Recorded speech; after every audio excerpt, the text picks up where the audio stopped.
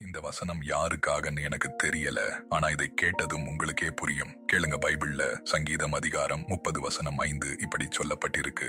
அவருடைய கோபம் ஒரு நிமிஷம், அவருடைய தயவோ நீடிய வாழ்வு. சாயங்காலத்தில் அழுகை தங்கும், விடியற் காலத்திலே களிப்புண்டாகும். ஒருவேளை நேத்து அழுத அதே விஷயத்துக்காக இன்னைக்கும் மனசு கஷ்டப்பட்டுக்கிட்டு இருக்கலாம்.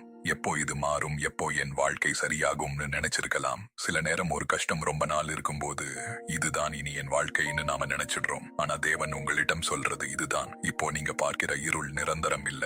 நீங்க அழுத கண்ணீர் எனக்கு தெரியாம போகல.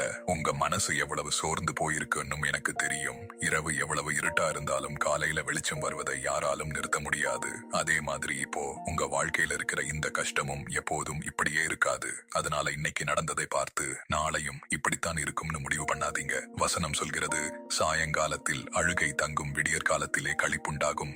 இன்னைக்கு உங்க கண்களில் கண்ணீர் இருக்கலாம். ஆனா தேவனால் அதே கண்களில் சந்தோஷத்தை பார்க்க வைக்க முடியும். நம்பிக்கையை மட்டும் விடாதீங்க.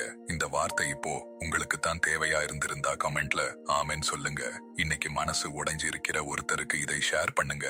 கர்த்தர் தாமே உங்களை ஆசீர்வதிப்பாராக. ஆமேன்.